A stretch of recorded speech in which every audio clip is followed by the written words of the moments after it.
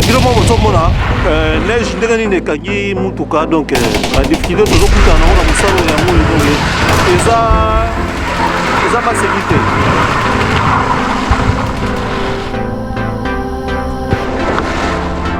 Aïe aïe aïe.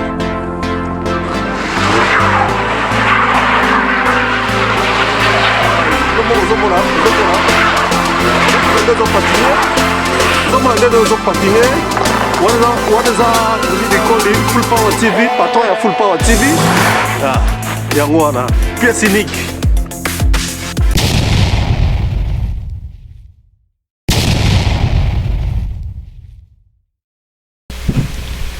Bonjour, bonjour mes chers amis de Full Power TV One. Donc nous sommes toujours dans notre émission de chaque samedi ou chaque dimanche.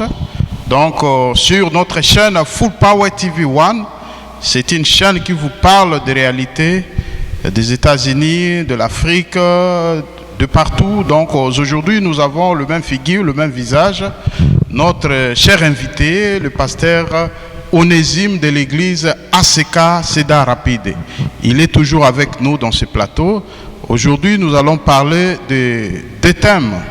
Donc voilà, on va parler de l'éducation ici aux États-Unis, la manière dont nous éduquons nos enfants. Et nous allons aussi entamer la situation des taxes. Les taxes est à la base des dislocations, des divisions au niveau de nos familles. Et on va aussi aborder ces sujets parce qu'il y a beaucoup de gens qui nous ont écrit par rapport à ces sujets. Et mes chers amis, cette émission est bilingue, on va mixer. Donc on va parler français, lingala, ça dépend. Mais nous sommes là toujours avec notre invité que vous aimez, le pasteur Onésime d'Aseka.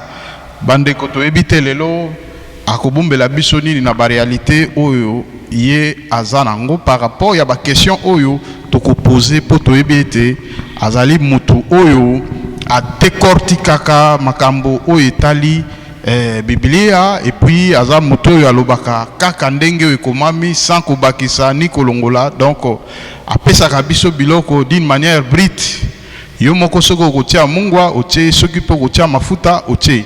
Donc lelo tozana invité na biso toujours pasteur Onésime maman musali nzambe pe tozalaka na ye lelo tozana occasion ya kosolola na ye lelo te parce que azali na ba programme ebele.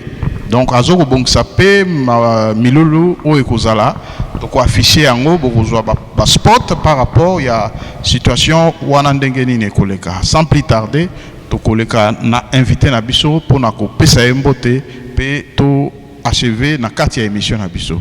Bonjour l'homme de Dieu. Bonjour papa. Nzambe apambola yo. Tokotani lisu, ça fait une semaine. Topesi mbote na bandeko bazolanda biso. Abonnez-vous massivement sur notre chaîne. Partagez nos vidéos. Numéro ya Full Power et zawana na écran. Bengaye soko zana contribution na yo. Soko zana publicité na yo. Ata oza na Afrique. Ata oza na Europe. Ata ozali awa na États-Unis. Tindele ye publicité na yo, ya boutique na yo, ya magasin na yo, contactez ye Ekoleka. C'est une grande chaîne. Abonnez-vous, partagez nos vidéos, aimez nos vidéos. Tolingi bino mingi, tinda pe ba question na yo, tinda pe ba préoccupation na yo, nous serions disponibles yakoya ko répondre yo. Voilà. Nzamba pambola bi. Voilà, bon, mes chers amis, boyoki eloko mosala nzamba lobi, mais par rapport à l'émission ndenge toujours ko tourner, ils ont bande comme sous bazo réclamer que normalement il faut plutôt diffuser la émission en français. Donc normalement liboso to bandaki na makambwana en français bande comme sous babaki non, il faut qu'on diffuse na lingala parce que ba te belé balanda lingala bon to éviter congolais lingala nini. To ebeloko nini congolais alingaka te na kanisi to salaki émission moko na docteur Ntimba oyo ezoko concerner makambo ya santé vraiment to naki émission ana toujours en français et voilà tozolinga kaka ke communication et les kamalamu bon soki ezali souci na bino tokosala yango ou soit on va commencer à mixer français lingala parce que bandeko mususu pe bayoka et là mususu toboya kosala ba émission en français parce que makambo mususu ezo concerner biso personnellement eza makambo mususu ya soni oyo ke mopaya mususu ayoki ezo kokitisa ba congolais yango moni ke mususu tosala kango na balangue na biso de façon que eleka na ndenge ya malamu entre nous les congolais toyoka eloko nini o tozo koloba neti makambo tolingi toloba sikoyo ce tolobi yango na français eza scandale eza scandale parce que makambo oyo ezoleka wa eza malamu te vraiment mes chers amis sans plus tarder tokoleka na ndeko na biso pasteur na biso Onésime amekana no kopesa biso mwa likanisi par rapport ya éducation awa précisément na kati ya Iowa ezali ndenge nini pour ne pas parler de l'Europe et consort to bandana na place biso tozali donc par rapport ya éducation awa na kati ya Iowa na jaugeage na yo température nini okoki kopesa sur le plan éducatif. Merci pour la question wana. Il faut oyeba que Nzambe tant que ozalaki na yo na makambo ya mariage parce que tout vient de là. Soki mobali azalaki te mwasi azalaki te mwana akokaki kobima te société elingaki eya munene tende tokomi boye. Avant ya koloba éducation il faut koyeba d'abord que source ya union oye binisi muto azana éducation ya mabe euti wapi. Voilà. Satan en sachant que likambo ya libala les appréciés na ebisaki que eza avenir à tout un peuple ayaki kobebisa yango okomona tango Adam na Eve baboti bana mibale Kayin azalaki na kati oyo azalaki na bizaleli mabe bizaleli mabe wana utaki na mama nde muto ayebisaki yete papa tende muto ayebisaki ye mais il y a eu un esprit qui est entré en lui pour abebisa makambo ndenge tofandi na yo na Iowa awa na yebisaka yo bilongi nyonso eza bilongi ya kopesa confiance te pona nini bilongi nyonso eza kopesa confiance te bana ya union ya Satan bazali batu wana jamais bakoki kozala na éducation propre pona kotalisa batu oyebi ntango yo obengi ngai nazalaki na place nazalaki na leki na IV na futa courant na kutani na ndeko moko kaka na moyao na basuki akangi soki azolanda ngai akoyebi na tuni ye ndeko yo landaka ba émission na nga souvent otindelaka nga pe ba commentaire na yo pona yebi na Tyson pona nini okomi na basuku boy na supplier na lobi ndeko pardon kende kolongolo koyo ezali abiso bana na Nzambe te ayebisanga papa na salaki yango parce que mutu tolalaka na yi asali yango ozomona influencé par la société influencé par son entourage biloko ya ndenge wana ezali éducation na yo awa nous les immigrants tobandi kokende mabe ezo risqué na yebisaka yo un jour na lobby okomona ba combattant ba kokoma awa parce que bandaka boy na Europe muke makambo mabe ezokota batu bazoloba te lelo bazofinga na kozokuta un papa azana bana azofinga batu na télévision lokola likamuni l'éducation ndenge tozokende nango na poto awa ezali susbiente. Nous devons tirer les oreilles de nos enfants, nous devons nous tirer aussi nous-mêmes les oreilles na basi na biso pour que tout même éducation de base au tozwa na banda kona biso. C'est ce que je peux répondre. Yeah, merci vraiment l'homme de Dieu et le Coran vraiment au lobby est très important. Donc par rapport à l'éducation, parce que quelque part tango tozolo ba makambo éducation ezo ko concerner ba milliers et belé parce que okukuta na kati ya ba entreprise ba société o tozo sala tozo ko travailler na baleki tozo ko travailler na bana tozali ko travailler donc ba couche nyonso ya batu na kati ya ba société mais okomona que par rapport ya ba éducation oyo biso tozoaki na Congo toujours comme on a que awa na États-Unis légèreté ou laisser aller à bas parents ezali makasi par rapport à bana. Est-ce que laisser aller wana ezali dit à quoi?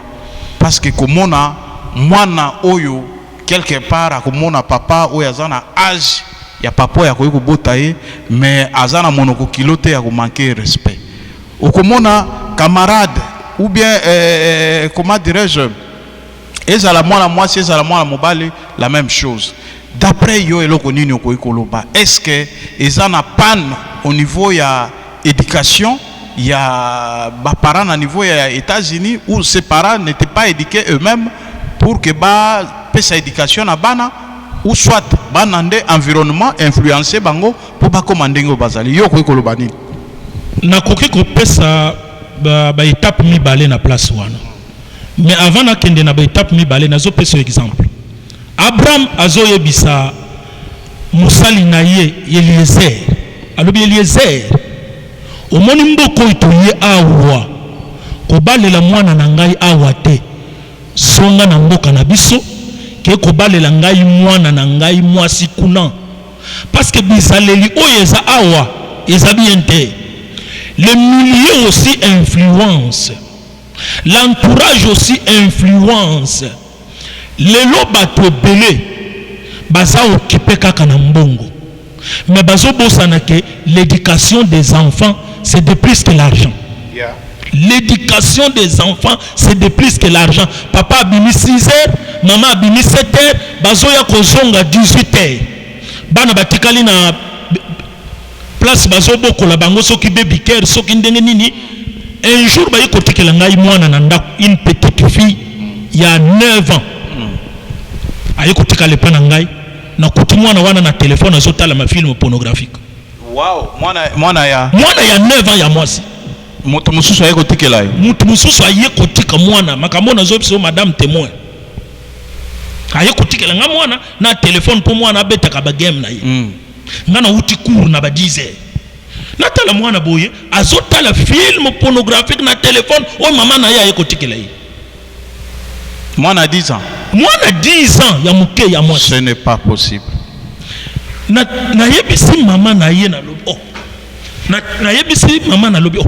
Nani mutu apesi mwana oyo téléphone alobi mama na ye tanga yaka atika ka ye na téléphone ako mama azowelela kokende musala azowelela mbongo azowelela tonga bandaku na azobosa na éducation ya mwana kende même na ba école awa tango bazoke kotika bana okundi mateki bazabana bafani na poto bana soki salite parce que papa azana tante maman azana tante il s'occupe que de l'argent. Wow. Dans 20 ans, dans 30 ans, tous ont préparé bombe anatomique sans le savoir. Nous avons une bombe anatomique au Zanakati, il y a Belgique, il y a Europe, t'as l'éducation, il y a Bana au Bazakuna. T'as l'éducation, il y a parents au Bazakuna. Ils ont provenir na kusanga et rigueur, il y a parents. Yeah. Malgré tout, il y a un mboka oi. Et ça peine à bamindele mususu bien éduqué. Yeah. Et ça peine à bamindele mususu ayebi pe liloba na nzambe. Yeah. Mais biso tozo faillir rango pona nini na biloko wana. Tozo préparer bombe, tozo yebate. Vraiment. C'est ça ce que je peux vous dire. Mais papa vraiment eloko lobby est scandalisé biso parce que ndeko moko akolanda biso a se poser question eloko nini eza à la base ya komona mwana moke ata leloko wana sans gêne pe à l'âge de 10 ans mwana azokotala ngo c'est que message na ekotala ngo epa baboti na ye. Bazo ya kotika mwana na téléphone. Tant que vous avez côté moi un téléphone, ou bien vous les parents vous avez l'habitude de consulter ça. Il y a moi qui est ou bien et allez recherche à moi qui est na bilo. Moi na muke. Mais si ko tolo bake quelque part ezalaka pe na ba tolandi pe ndeko na biso moko oyo ba ndeko oya makanisi mabe ba komeli e ba nini tozalaki na yo yo kainga ba ndeko ebisa biso que ba komeli biloko moko ya mabe na sens que boy sens ya ko publier au sala boy eza petango musu tozaka na ba téléphone ngai père mususu na zwaka message komona boy bu batindeli yo message ou bien vidéo moko ya moto moko boy asepeli na yo yebi ete atindeli yo vidéo photo le mususu moto aza elamba te donc directement ngai ba biloko na fungola kango te Donc ça veut dire que moi na paix par exemple et loko bongo ko ya loko paix azana contrôle le terre ko fungola paix atali peut-être parce que o wana ndenge tozolo bawa tozo imaginer ça peut ou ne pas être yeah. Mais koki pe kozala ou bien koki kozala te un jour na fandi na moni téléphone na ngai eleli na WhatsApp yeah. Un numéro inconnu na yambi yango mwana mwasi azobenga na vidéo comme c'était un numéro inconnu na fini place ya vidéo te na fini place na yokana na mongongo na ye parce qu'il fallait utiliser la sagesse na yebite quelle personne qui m'appelle pour tozo tambola na ba piège awa to yebite mwana mwasi azotuna ngai osawa pingana lobi je suis chez moi à la maison au moins je suis au lit est-ce qu'on peut se parler ngana lobi toi tu es au lit tu ne me connais pas je ne te connais pas aussi mutuana nazo se présenter que je suis au Canada na comprendre mbala moko que c'est une piège mutuana zo piège ngai pour que lobi ya kokoma ke o abimaki na boye to monaki vidéo na ye boye na kata ye mbala moko. Wow, papa, pour ne pas vous interrompre, ça c'est vraiment un piège. Voilà. Ça veut dire quoi? Message bonjour ainsi de suite. Il y a des réseaux sociaux. Alors atindela message na réseaux sociaux. Oh voilà, est-ce que nakoye ba kombo na yo nakoye ba boy ngabi oh yo koye ba kombo na nga ya yo za ya yo nani apesinga kombo na ye boy ngabi ofandi wapi o naza na France oza na France ok problème ni bon au moins biso to aba to chaîne la catégorie qui mbala moko te parce que nous avons des abonnés chinois. Voilà. Nous en abattu ndenge na ndenge il faut luka oyeba moto ya bengi aza moto ya ndenge nini eloko nini alingi peut-être on a besoin ya moi marketing on a besoin ya eloko moko boye. Or tokei na tuni na bi bon ndenge nini oyebinga oh non na landaka yo mais na sepeli na yo makasi tango na mona kayo bobenga bise non moi je suis marié. Je suis marié, moi je ne suis pas célibataire, je suis marié, le père d'autant d'enfants. Obiso, papa va m'étitide, donc le baptême, mais tout ça, papa y a bana. Moi je suis marié. Et moi je suis malgré que je suis bon, mais ça là, nini, ngai na la française, na fandi awa, na niveau ya nini, tout ça là, est-ce que vous avez bêta tour tenga bi maman? Oh na ebisi wana, ndenge na ebisi pe, tant que aussi sa conversation.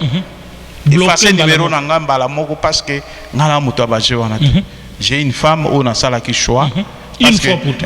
Bato mususu basaka ba choix mabe ba komi regretter ndeko mema ba wana mobulu wana tokolo bango na mikolo ezola. Ya mariage. Tango yo lingi ko bala. Pona mwasi oyo yaguna yo. Parce que comme makanata moko boy muto akomona mwasi na ye akomi lisusu lokwa iguanodon. Tina ezalite akomi ko mona ke oyo libanda nde baleki kitoko. Sala choix une fois pour toutes. Nde nakataki moto wana ti lelo abenga ngai te. Donc soki tozongi na makambo oyo ya éducation ndenge kaka oti koloba wana nazalaki scandalisé papa moko mosusu na feti moko ezalaki quelque part nalati chapeau na ngai ba borsalino yo ebike biso toza bato yo tozaka quand même tolingi chapeau mingi. Moi chapeau il faut ezala mwana moko na âge akoki kozala ba 3 ans, 2 ans, aya, ngana gunzami pona bongselo kumo aya longolanga chapeau. Mwana moke. Alongolinga chapeau. Maman na yazali wana azoseka. Mais sincèrement, il s'allait bien tenga bi mais maman, comment vous éduquez ces enfants, vos enfants? Est-ce que vraiment vous ne pouvez pas éduquer les enfants ici aux États-Unis? Non, ce que moi to sale émission yo bande ko ba komeli biso moko toza victime ya ba impolitesse. Donc c'est un peu de trop parce que eloko nini vraiment papa yo koloba na ndenge wana ke maman o ya moni mwana na ye azo commettre ba acte moko o ezali ya ko réduire famille parce que tolobaka mingi awa ke mwana soki asali mabe okoloba ce sont ses parents.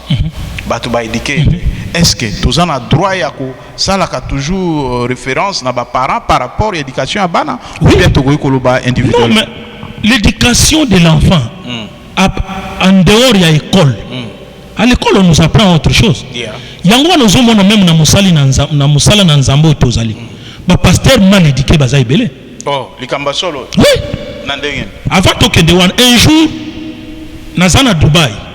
Nazo kita na hôtel pona na ke kotala boutique moko ezaki quelque part wana tala ba polo comme il faisait chaud là-bas na la polo. Na yoki mutu moko azo benda ngai na chemise. Na Dubaï na 2017. Mutu azo benda ngai na chemise. Na baluka boye une jolie dame kota la yete. Na tuni ndeko tozalaki na lobe. Elle veut quoi parce que nous nous comprendre qu'elle parle même l'anglais. Aloba ta anglais na yokaye. Alobite azana posa na yo. Posa ya ndenge nini? Ya tozala na ye lokola mwasi na mobali. Ngana lobi na yebisi ndeko wana na lobi. Omoni ndemba to bazo kufa. Po bazo comprendre te. Satan ko lata elongi ya mutu. Ami komisi mwasi. Ayebi mission ya Onésime sur la terre te. Donc à se déguiser. Ce qui nous a s'agité. Dans la chambre dans l'hôtel Licolo, ici on a foutu là. Je peux dire tout monter. Mais je ne peux pas. Par l'éducation de base, il y a un maman tali sanga que mobile azalaka na moi simoko pour bien vivre dans la vie. Na ko sala ngote. Wow. Na yebisi serwana eza musala na yeko sala te. Na tikali na 2 jours pour nazonga. C'était un jeudi, ngai fona zo vol samedi pour nazonga koto. Ndeko na ngai l'éducation ya bana na yo ils ont reflété image à ba parents directement. Wow. Directement dans le sens ya que ngai ndena zana jeune garçon na ngai ne tozo tambola na yo wana. Je lui dis déjà que tu es un homme mis à part. Oyena mboko pona koya ko servir Satan te. Voilà. Même si à l'école bazo yebisa bino ke mwana muke azali soki ndenge si on te touche appelle la police, nous sommes les Africains. Tant que zo benga la papa na yo police, tu appelles la police à Dieu. Ça c'est vrai. Parce que ngai na zanzambe na yo direct. C'est ce que la Bible dit. Mwana amona ka papa na ye nzambe. Soki obengeli ngai police vina yo e baby. Botambola na kobanga nzambe tango yo kokoma na étape ya komi prêt pour le mariage. Moi ton père nous devons prier avec ta maman pour poneli yo une famille d'une bonne éducation. Bato bazo kota mabala awa ba éducation ya bana bozo bala est-ce que boyebi bango? Est-ce que boyebi bango? Combien de mibali bazo soa bango ba minoao et pas banabas na yo awa? Pourquoi il est allé épouser na place de l'éducation de base des athées? Monde tozana yo. Mwana nanga ya mwasi. Mwana nanga ya mobali. Avant akota na ndako ya mwana mwasi ou ya mwana mobali awa. Il faut na ye baba para ya mwana wana. Voilà. Baba la bango officiellement, bakoko na bango. Libala ezalaka officiellement, bakoko ya bakoko na bango. Pour éviter que la malédiction de loin et ya kokoma na bana na ngai te. Yango nous avons une éducation de base ya bato ebele et baby. Ozaki na yo na éducation ya bien, mobali okoye kozwa auti na éducation de base ya mabe. Infecté na bana na yo. Bon, sikoyo papa eloko lobi wana eza très profond. Donc okota sikoyo na impolitesse pe ezo faire partie na éducation. Ça veut dire na niveau ya misala. Bisiko tozo ko sala. Est-ce que yo posa la victime ya impolitesse ya ba jeune vis-à-vis ya bakolo? Ngai na koki koloba te ke eza soki toza ba siperte toza bato. L'évêque nous na banda ko bende biso mato ya vent. Alobi poto ibozo kende. Voilà. Makambo mabe eleki même de tozana Kinshasa. Ça c'est vrai. C'est pour cela tant on a yi na sala effort wana ya kotambola na aliment. Bozo tambola na mutuka. Ba mama mikolo bazana kati ya mutuka. Bana mike bazo beta masolo ya nudité. Ba yebite ke ba mama oyo tozo mema na musala bazana âge ba mama na biso. Osomona ba jeune bazo beta masolo ya busoba. Musoso atunanga lobi. Mais tout le monde a kayo na seda rapidité na bisika to konde kotala basi mutakala. Mona lobi ngaye. Et ça, la place pour que nous avons la base, nous avons la sédar. Je te dis, nous avons Dieu m'est témoin. Pour créer curiosité, et ça, la place pour que nous avons mais moi je suis marié, alors même pas marié. C'est-à-dire que il y a des mariés qui vont là-bas pour aller voir des filles. Mutu aboya uti na milimu ya libanda koti na ngona ndako. Tango koti si milimu wana na ndako. Wow. Satan kukote na wapi? Akukota na bana. Kaka na nzela wana. Oso yebisa mwana zo mona mukolo yewoyo l'enfant n'a même pas le frous. Il n'a même pas le frous. Pour nous, parce que les parents ont failli à l'éducation. Papa na kati yote touti kokene na feti moko songolo. Bana oyo tango musutu sololaka na papa na bango, to sololaka bien na mama na bango, vraiment tozalaka malamu, to komi na kati ya feti kara oyo ozoko mona ke mwana oyo azako to leki ya bana oyo ko bota.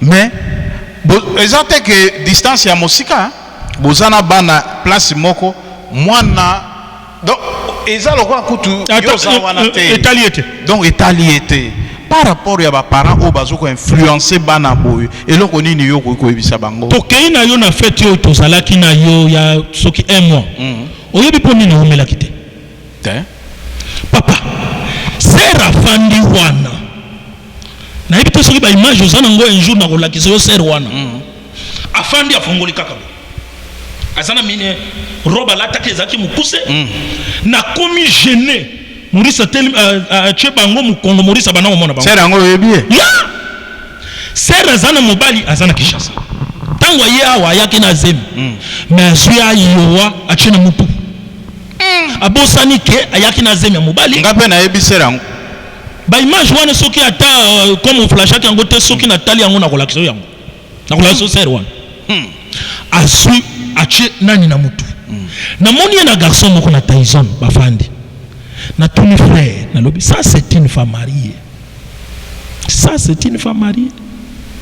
Sero yo afanda ki na position mabe na direction na yo ngai na fanda ki boy na zotala na papa Maurice bande ko moko afanda ki ngamu na ngai na mwasi na ye bana na nga bafanda ki boy siko ser côté azalaki azotala ka ngai au lieu même azalakal asakaka cheboye son sur le colonacé ozomona kake ça c'est l'emboutement.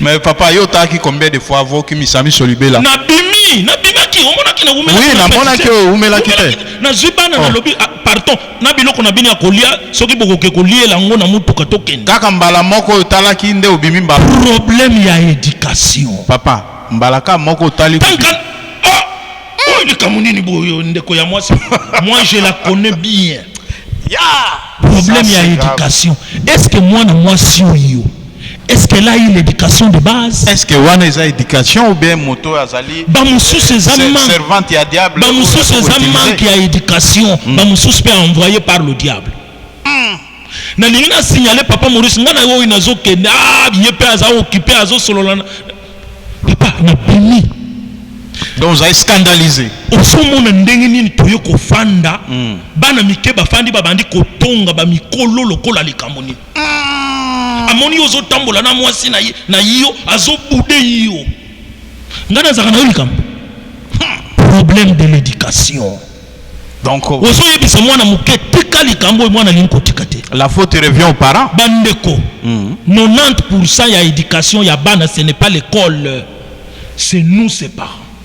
Basiko le papa tozoko bakaka na émission na biso éducation tozoko loba est-ce que moi na ya modèle oyo azali impoli donc babi impolitesse moko remarquable donc moi noyo azoko kanisa ke akotika na ba parents na éternel makambo yaka to mona bato mususu nga na yebi eza na ndeko moko pe na Congo azali mosali ya Nzambe ndeko wana kutana likama na vie.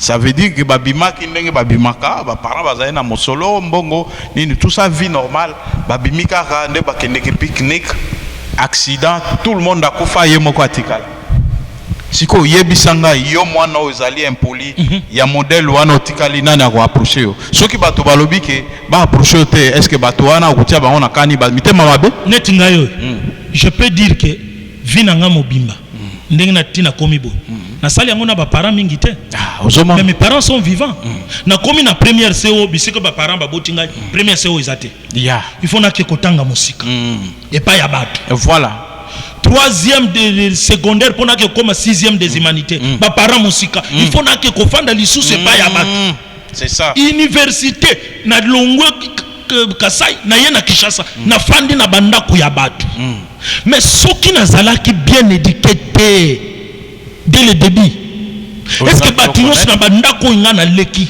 je pouvais vivre là-bas na yiba iloko te na sala likambo moko te okomona ba mususu mal éduqué dans la même maison où l'on lui a réussi akomi kobima na bana ya mokolo ndako manque d'éducation. Wow. Bakomona yote on voit d'abord hiérarchie ya ba parents babandi kolandela yo.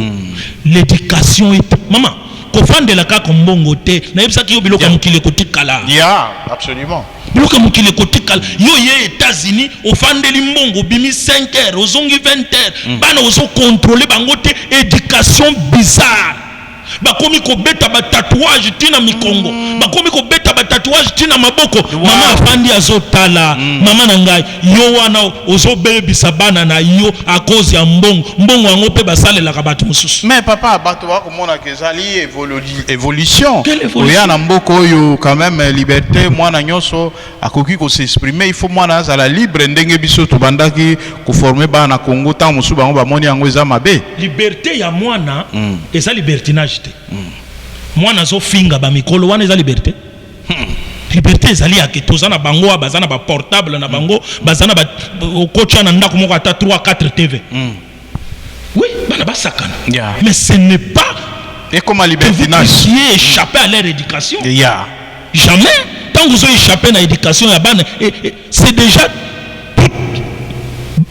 et sa société mobilisée oui donc aux étouffé et sa société mobilisée bande konangai tenez aux oreilles à nos enfants tous préparer ba combattants ya lobby sans le savoir na tuni mususu na musala za noir américain ayebisinga asali 10 ans na prison biso na bino ba congolais ndenge to yawa ngai na yo pokokota prison te ngai na yo pongai na yo moyen ya kokekozwa munduki ezate ya kokuyiba iloko ya mutu ezate mais bano tozobota soki éducation ezate soki batangi classe te bakokoma bashege toza na yo abato mosusu bazosenga bambongo na nzela oui mama akendeke tango nyonso ko mais eza poto te eza poto komona mondele 100% capacité intellectuelle nyonso mais dans la rue donc c'est pour vous dire que bandeko biloko aboye interpellaka biso ya komona ke mboko oyo tozaka bapaya peza mboka mibeko voilà papa okoki koba eza mboka mibeko ndeko na ngai mpona nini bana na biso soki tosali attention te ou bien bakoko na biso soki tosali attention toza na mboko oyo bazobenga bango banoir ebele bazaka likolo mpona nini baza likolo leurs parents n'ont pas tenu à ça papa même s'il s'agit maman afanda na ndako bolia kaka oyo bosolia ya mutu moko c'est important c'est pour cela on a cha point place one na linko bimisa bana na ngai te bakende na maboka batu po éducation bakoke kozwa kuna na yebi yango te na sana posa ba pesi bango ya mabe na école tango bazozonga mama détruire yango toloba ke éducation mususu ezoko beba par rapport ya ba absence ya deux parents au baza censé ya kozana bana même na Congo wana tozalaka na yo mama kezando na 6 heures azwa kozonga 20 heures papa ke musala bana wana basaka nini abeba baso sakana na balabala tokokuta pe bakaya ba accident mwana wa batutaki na mutuka baso sakana na balabala absence ya ba parents nde batu ba memia wa pona biloka mokili soki otangi na ba signe ya temps de la fin makambo ezali batu souci na bango ekozala azala bien azala na mbongo a apparaître azobosa na ke clé ya bana ezana ba parents na bango tango yozo loko paraître otonga na biloko oyo kotikala l'éducation de bana baby etalio c'est éphémère etalio le cas yo za journaliste ya monene banda kotambola muke ata na caméra cachée na yo kota na bandaka ba congolais oyo bana na bango bakomi na ba 17 ans ba 18 ans papa nazana dossier ba dossier zali pour ti na kei quelque part na kuti bana ya ndeko moko na lobby frère zo perdre bana boy ndenge nini oye na bana na mboko ya opportunité ozo perdre d'éducation ya bana po bimaka tongo ozonga kabutu à cause de l'argent mbongo wana pe ndenge ozawa yoko résoudre problème etali $1000 siko ete mais soki kuya wa matanga pa otindi 1000 kuna éducation ya bana bandi ko na yebisaka madame un jour na lobby omoni danger tozo kende nango madame atuni tatu neti bana na ngai ya mibali boye bana nini oyo na koki kotinda bango babala awa parce que tokomi ko vivre be événement mwana mwasi ba parents baza vivant mais mwana moko impossible mwana boyo ko sangisi na mwana nayo impossible mais sikoyo papa toloba ke biso ba congolais tokokaka ko maîtriser richesse te ou bourgeoisie parce que omoni soko tali la plupart ya bateau bazoko ya awa bauti mingi majorité touti na ba famille pauvre famille oyo ke ayebi comment dirais-je donc famille pauvre en fait donc famille oyo eza na kati ya misère mais tango moto aye awa moto nyonso awa camion bon malgré ba camion basta ba classe ya ba car mususu ezali ya luxe ezali mais awa en général le moto ko ezali moto ko ezali c'était moto nyonso akoki kotambola na motuka moyen de déplacement ainsi de suite mais okomona congolais ata azalaki humble une fois kaka sombi motuka mapeke mati impolitesse bandaka à partir ya kosomba motuka voilà.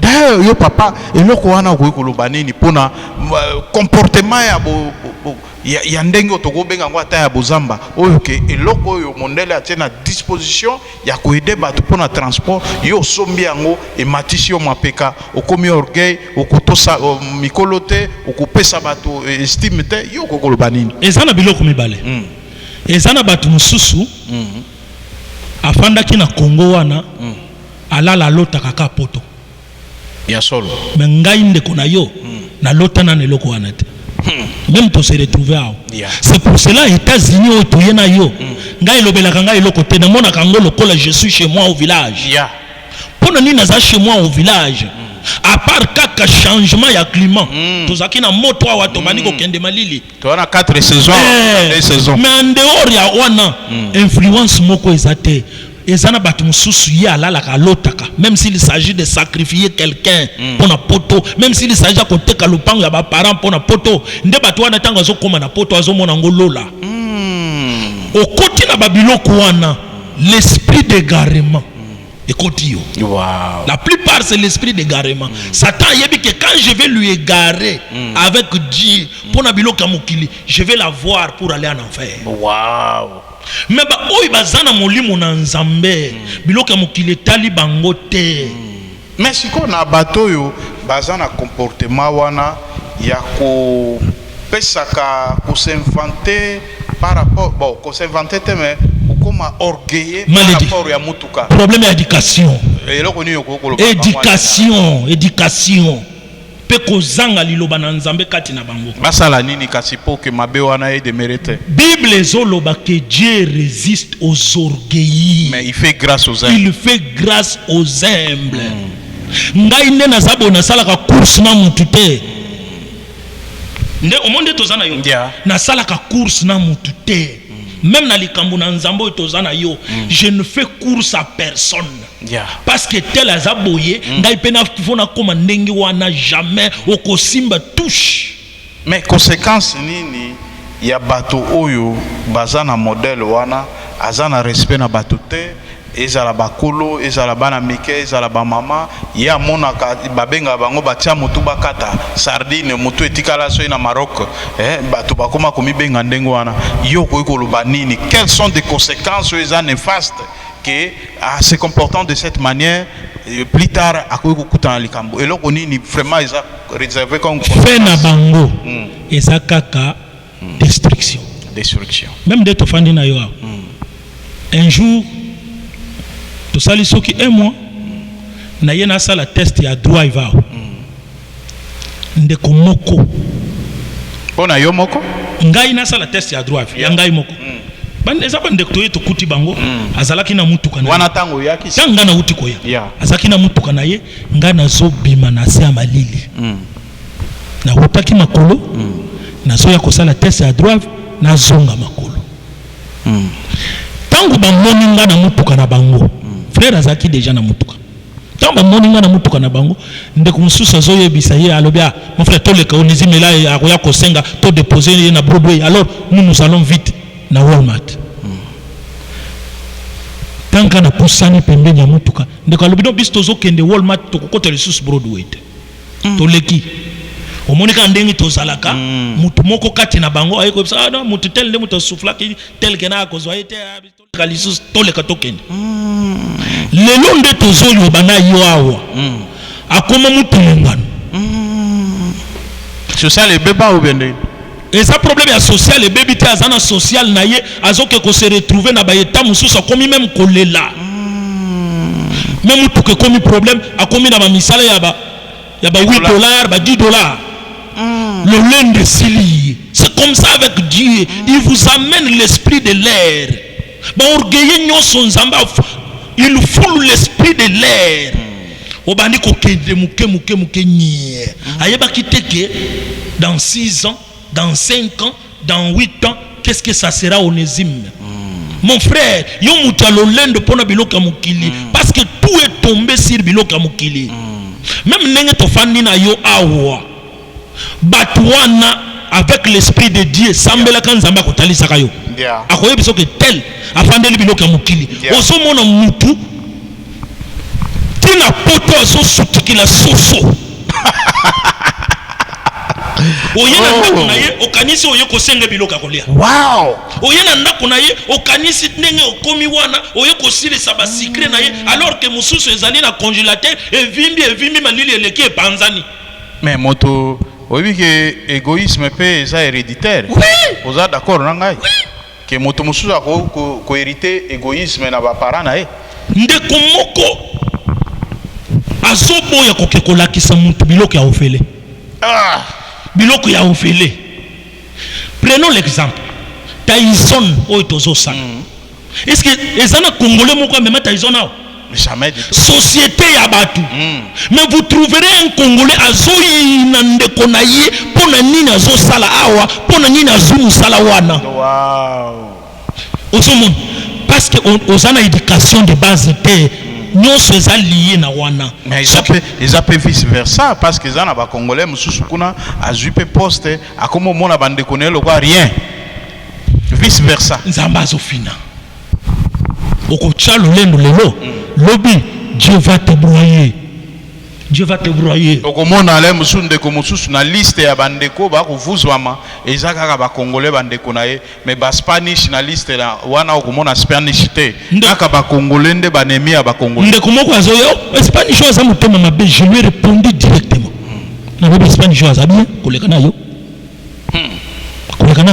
na ye biso na kambi loba ponanga wow oh non ba Spanish ngana lobi il est bon de plus que toi parce que ngai de préférence nazalaka ta na milieu na bango tozo solo la bien so ba congolais kotonga na eleki yo tanka na zongisha na milieu na yo Onésime yaka na ndako na yo te ay toyebani kaka na musala ou bien oyebi ngai kaka na ba réseaux sociaux mais olingi komona Onésime te na Spanish tozo solo la na ye qui est bon Spanish aleki parce que yo solisaka ngai te to lobanaka te kaka na ba réseaux sociaux ba orgueilleux na bato bazanga éducation bazali bato o bazo créer ba dégâts na vie voilà bazo créer ba dégâts na vie. OK, merci papa. Donc tozana 4e émission na biso tribunal motozo kopela na kanisi bozolanda l'homme de Dieu pasteur Onésime ya ACK Seda rapide oyo apesaka biso biloko toujours na état brut yo moko tia matungulu yo moko tia mungwa donc il a présenté bino biloko na état brut donc ça veut dire que c'est à vous de comprendre donc eloko tolobi awo ezali conseil makasi ya éducation biso bato toye na kati ya bamboka oyo toza pe na ba valeur na biso tant que des africains na kati o maloba te pa OK non koma la suka na c'est ça toza lokwa ba africain toza na ba valeur oyo ke tokoki ko conserver tout le monde a dit que nyonso ya mindele ezali ya kokopie bana kolata mabe bana kosala n'importe quoi bana respecte na mikolo bokokende na bafeti mwana amoni ke oyo aza papa aza na age ya papa ya kobota ngai mosusu papa wana aza na bana mikolo koleka yo mais mwana oyo azokobude papa est-ce que papa oyo akoyi makango na yo oyo kobanda kosalaka bafiere oyo soki omoni papa oyo obaloli mutu quelque part ozokopesa ye mbote te bino mpe bamama mosusu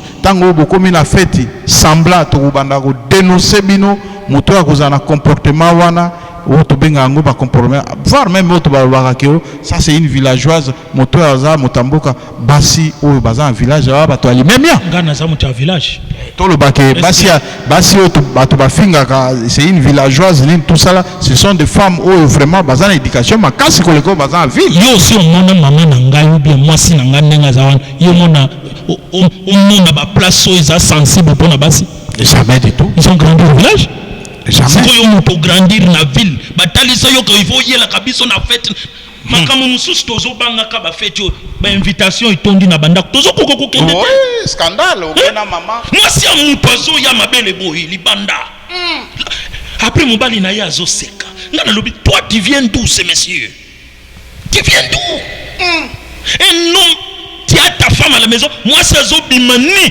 pour aller dans une fête après ozoseka ozopesa bato mbote évolution te tokomi koboya ba même ba fête mususu ba cause mususu yango wana ya okokoma boye komi mal à l'aise na fête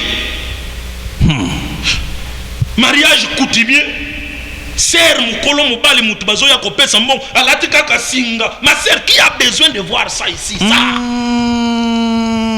nde biloko bolingi bato ba participer un mal éduqué et les wana bazobenga ngo évolution un mal éduqué évolution na makambo ite Bible ezoloba que la crainte de l'Éternel ezali sagesse tant mutu azobanga nzambe akozala impoli te tant mutu azobanga nzambe il change son éducation bino bolingi to ya kofandaka na bafeti ya basi ya mabala mabele libanda basi ya mabala ba mini jupe ce sont des nudistes. Nakomi kosala nudistes. Ouais. Nakomi kosala ndenge ni les nudistes. Fête na yo ezali du samedi. Ngai vendredi na ye na tikeli enveloppe na ngai. Non, na tikeli enveloppe na ngai mon frère. Na soaki invitation lobi na kokoka koya te. Enveloppe na ngai ya contribution yango. Tokomi kosala ndenge wana pona nini? Pona ko invitation na bêtise ou ba bêtise. Mususu na tuni yawa na banque mama na tuni yo yebi pona mino tikali na bana mibale mobala atikio alobi papa na salini ngana lobi kiloto yo latio yo toza na banque kiloto yo latio nzambe oya kelolola na mabele abetela yo maboko po ye na poto po tango yo lala yo banaka ko kanisaka poto oyo komona ngolola Répands-toi. Même si ton mari aujourd'hui, au comme koluka mobali azomsio na ndako ngana koyebisa ya fandisa opanda nano.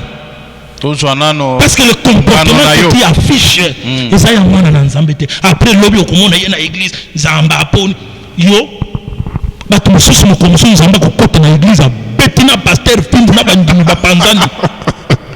Vraiment, Badeko Bozolanda, moto ezali awa l'homme de Dieu azoko décortiquer makambo minene ou ezoko leka na kati ya mboka na biso États-Unis ezali mboko nzambe apesi biso opportunité et ndenge mokosala nzambe alobaki na départ que ezali place oyo ya lotaki te même ngai la même chose natikala ko imaginer États-Unis te natikala ko fanda boete ke ezala rêve na ngai nakanisi mwasi na ngai yebi ba rêve que aux États-Unis boy rien abanda ko imaginer yango te mais na ngolo ya nzambe asalinga grâce na ye na mboka oyo mais na vivaka na mboka oyo kaka ndenge oyo na banda ko vivre na Congo ça veut dire que nazana ba excité bisika o c'est da rapide bakende ko tala boy voir même eloko lobio ezambala ya misato na yoka yango bande ko musu baleka ki abi Full Power TV il faut le bela biso pe likambo yo eza na bato musu so baza ba marié ba responsable mais to kuta na bango kuna ba seda rapide wana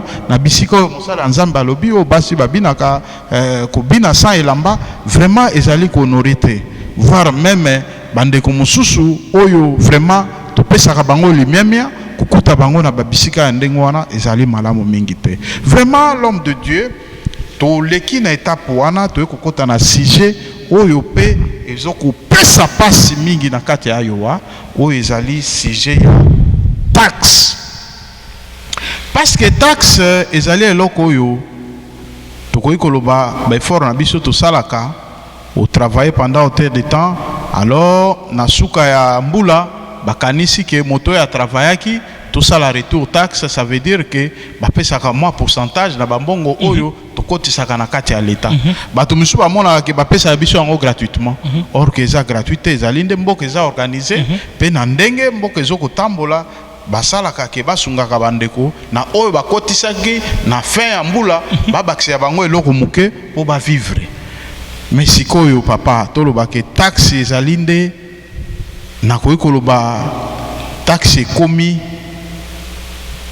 donc moyen oyo eza ko permettre bato bandeko ebele ba divorcer parce que tozwi bandeko ba komeli biso o balobeli biso par rapport ya taxe komi ennemi ya couple na kati ya yowa yo koloba nini kali kamuna yebisaka yo na video moko tosololaki na yo awa ndeko moko aza na Illinois lelo bazate bakabwani pona mbongo ndeko ya mwasi mobali bango mibale bakabwani couple oui mais bazana bana 3 wow eloko ezokabola bango taxe mon frère ma sœur tomituna nanu yo tango ozalaki na Congo yebaki taxe yo tango ozalaki na Congo oyebaki ke ezana mbongo moko quelque part bapesaka yango bato ya ofele yo tango ozalaki na Congo oyo yo komona ke taxe matisi yo mapeka à cause ya biloko ya mokili okotala même pas ke biloko ya mokili ekotikala na yebisaki yo ke un jour bakolinga mokili lokola elamba bakotumba yango yo moto ozoboya ozokabola libala pona taxe biloko eza ebele pona koloba si les taxes 90% ya ba couple awa ebele d'abord eza mabala ya DV wow mabala wana eza mabala ya ba problème mabala ya DV eza ebele bayiye ce n'est pas parce que babala naki couplage wana eroyo na chubi bango tonga babala ni parce que DV nde mutu ebalisi bango yo kanisi ngai ndenge to telemina yo awa taxe ko séparer mariage na biso ngai na yo jamais du tout ndenge yo sana madame na yo awa taxe ko séparer bino jamais du tout ndenge na sana madame na ngai taxe ko séparer mais papa pour ne pas vous interrompre ndenge ozokoloba libala ya DV ça veut dire que moto mususu pe akoki kozala azalaki na makanisi ya kobala mwasi na ye mais azalaki na makoki te mais ntango oyo aza sélectionné ezoko exige ke babala na ndenge oyo esengeli po ba dossier na bango ba salango en bonne et due forme. Est-ce que moto ya ndenge wana azalaki na amour na mwasi na yeke ngai vraiment na lingai ko bala mwasi na ngai mais na kanisa ki peut-être na ko bala na 2025 alors na yeko gagner devait exiger que il faut nazala marié. Vous étiez déjà ensemble ngai pona koma na libala na madame 7 ans en tant qu'étudiant ce qui na bala ki avant DVT et que DV mon ami tokokaki koya on avait déjà l'amour sincère tobanaki ko vivre ndenge wa mais tango lobi mabala DV moniteur mabala ya DV ezanini c'est raison ya libala c'est parce que yo beti DV o gagner voilà mosala nzambe yango na monike motuna ezaka lisasi te po bandeko yo bakomelaki biso na ko biso eloko moko ba pasteur ozonezima tobenga moto amasese alingi ko pesa biso masese na ndenge ya nini yango wana Full Power TV na kati ya tribunal na ko banda ko ebisaka l'homme de Dieu amanyolaka makambo de façon que bo comprendre ba terme clair po ye azoko parler le roi Jésus parlant en parabole mususu bayi awa bazana Waterloo libala na bango esalami ndenge yaya za awa frère a gagné DV loterie, ayebisi Zoale Kinangai. Comme nous sommes des amis, Akeya Zuile Kinaï. Tant ba komi awa, ayebisi non. Et ça t'es que, et ça déjà l'Iba là-bas rester avec ton mari. Bah, un mois après, moi ça suis L'Iba là yanini, il y a DV. Wow. Bah toi non, moi si mobali mutuna mutazana intérêt na ye. Papa, nazo pesa yo devoir. Tuna na ba pasteur. Ba pasteur oyo bazo kanga mabala awa. Na yebike tuna bango. Lobi yebisa bango pasteur onezime de mutu alobi. Bazolanda yo te ngana ko tuna ndeni. Tuna bandeko yo. Ala kabiso. Tuna bandeko yo bakangisi mabala awa par précipitation. 90% ya recherche, ya ba appel, ya makambo na nzambo tozali. La plupart bazala kaka moi ça sala ka makambo na ndenge na ye, mobala sala ka makambo na ndenge na ye, eloko zo sangisa bango ka mbeto esili. Mobala ya DV, bakutani pona DV. Eza pena ba mususu bakutani pona DV ya solo. Papa, pour maintenant moi maya malili, pour na moni que l'homme de Dieu azoko bimisa biloko eza très important. Papa, tu es un peu curieux autour de la question, est-ce qu'un homme de Dieu a combêté la mototaxe? Un homme de Dieu a combêté la mototaxe, mais a combêté la mototaxe dans l'année. Quand la mototaxe, c'était à bêter la taxe pour jambon à taxe. D'une façon normale. Non, ce qui est allé que Moutouana yebi a bêté la taxe sans ajouter 100 francs, sans vous retrancher 100 francs. On a un problème. Parce que taxe est reconnue officiellement dans l'État américain. Mais ce qui a bêté la taxe, c'est un homme de Dieu. A bêté la taxe. Au lieu de il y a 3000 et il y a 2100. 900 et l'équipe pas naïe. Est-ce qu'on peut l'appeler un homme de Dieu?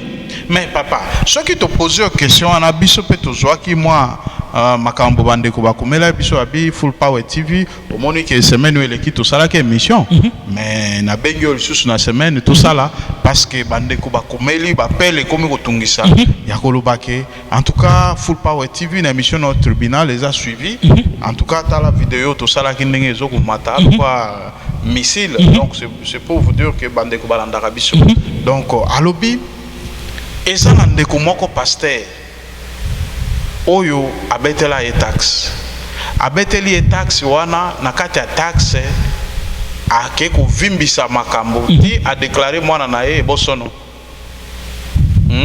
mwana azana problème abiki mwana tango batie na problème moi le vire ko bima na taxe ainsi de suite pe ndeko yo atikala ko zwa taxe te ndeko wana pe azali pe mosali ya nzambe selon ba dire ndenge tozoko yoka balobi ke alobi mwana wana azaye bosono premièrement et puis mbongo taxe et comme le lolobi le quoi ndeko auta ko ya sika ayebisi abike non omoni yo lokoza motasika taxe wana ba bombeli yo ba kopesa na ane ya ezalaka te finalement yo étant que mosali nzambe ba vir wana vraiment ezali yo peut constater na kati ya état otozali na emprunter nanu eloko madame nanga azo seka mikolo yo depuis obimisi vidéo balugaro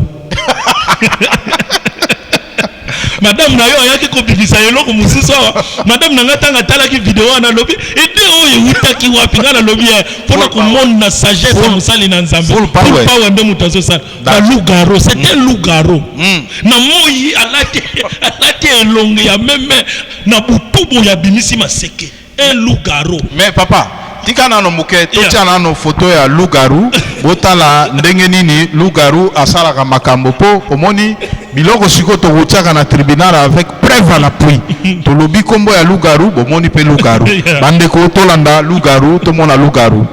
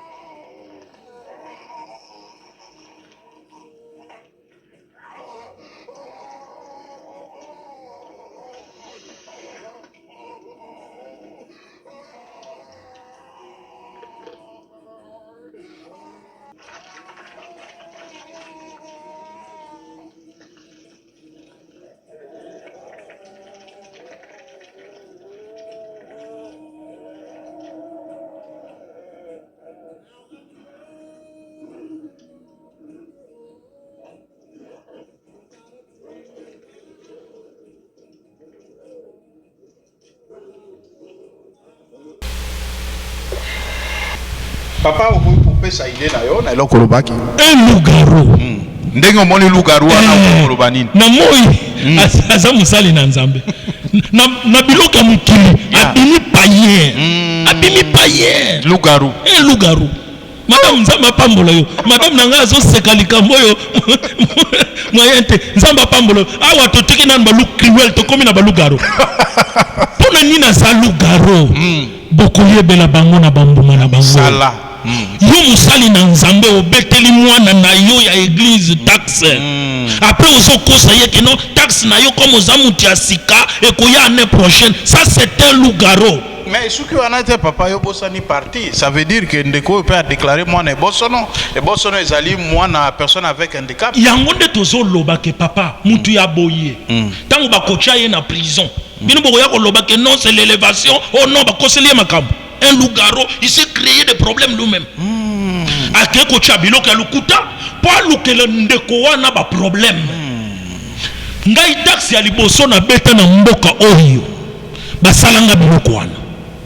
Ba déclarer moi na infirme. Ba déclarer moi na infirme te ba chake na tangaka. Oh, pendant que yo tangate. Pendant que nga na bandaki na classe te. Oh Jésus.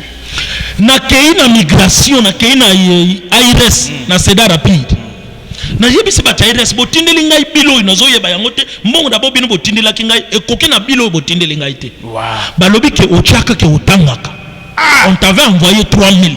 Ngana lobi na mona 3000 wana te. Moto ya betela ki onani. Moto abetela ki biso tax awutaki soki Washington ayeko beta tax awa akei. Balobi na pesa kombo. Tango na pesi kombo. Batali na registre na bango ya batu ya IRS. Balobi ce monsieur croit que nous on ne sait pas. Wana police. Alobi que un jour on mettra la main sur lui. Ndenge tozolo bana yo awa akima États-Unis akoma na Europe. Wow. Pona nini motema munene lokoso e mal éduqué. Ali taxi mbongo ya batu. Lelo akomi na problème très sérieux.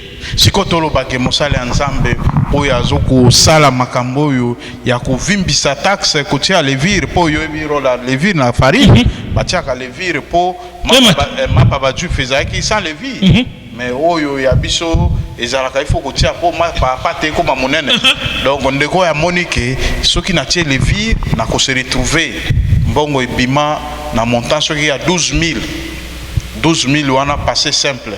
Ndeko atikala kana ba mikanda batindela kaya ya IRS o boy atikala kozwa eloko te malgré que mwana oyo ba déclaraka koka mwana za koka te. Finalement eloko nini oyo ko pesa pe conseil na bandeko oyo na ba période ya ba taxe bazaka manipuler intoxiquer voire même par rapport ya koyana ye azana force te aza komitika kaka poke afanda kaka totikali na 3 mois pour makambo ya taxe ya soki 4 mois taxe ezoya ndeko na ngai pardon soko yoza na posa ya babetela yo taxe tuna omoni mupono awutaka Washington ayaka kobeta taxe awa kokende te po biloko wana ezotutisa biso lelo mitu entre nous-mêmes bamiyibi mutu nga nazongisa mbongo $3000 loup-garou ya loup-garou wana nazongisa $3000 nakoke komonela ye wapi loup-garou yango ya mokolo obe mwana mokolo papa aza na bana mais loup-garou nazongisa mbongo nakoke komonela ye wapi akende na ye po abuti mosika ndeko soki ozomona d'abord moto oyo okei pa taxe pe kobeta taxe n'importe quelle place te kenda ata na baplace ya bamindele bazobeta bayebi balwa ya mboka na bango bakobanga balugaro oyo bayeba bombani voleur. Excusez-moi le terme, ce que ça m'a fait. Mais normalement, so qualifié moto voleur par rapport à l'autre. Un voleur a zobete la moto taxe a mis que non yo tangaka. Un voleur a bete yo taxe a check moi no ya business. Moi no yo salaka business. Un voleur a bete yo taxe a lobi que moi no yo azali e bosono. Au lieu de mbongo wana ya epana yo soki l'état américain yeko tuna yo okoka matakaka mbongo wana ozongisi par erreur mais il a détourné ango et qu'il na compte na yé muibi un mal éduqué l'éducation de base yo zo ango te ça c'est quel pasteur un mal éduqué. Tika Bible dit. Tika Bible. Tika Bible. Après aussi Bible na maboko. Ozo pete la batu taxe. Ozo lia ba mbongo ya batu. Mabala mususu ezo kabwana. Pas par rapport à mobali na moi si mais un voleur, un pasteur voleur. Azana asimbi ona na beta ka taxe voleur. Après aussi Bible. Bandeko, vraiment, émission Ezali Moto, toujours koba toujours na réflexion par rapport à anti-valeur, ou toujours kuta na kati ya baita, kati ya ba société, bisika to fandi, il faut ko telemela makambo ya mabe, donc Full Power TV, azawa na pona komensa bino biberonte, moto yo kona kinguba, s'attendre ko récolter nguba, yo koni nguba, oya ko pikola manyoko, wana ekomi kisi. Vraiment ce que okona kinguba okubuka kaka nguba papa to leki na makambo yo kaka o tozoloba ya taxe ezo pesa pasi bandeko mosusu bakomeli biso awake mobali akei bandeko na biso misusu awa bakomeli biso balobike oyo message euti na Kentucky na Kentucky batindeli biso message oyo balobi naza na message yango pe awa donc natala nano parce que nazwa likanisi malamu vraiment na Kentucky mwana mwasi oyo akomeli biso alobi ke mobali na ye akei Congo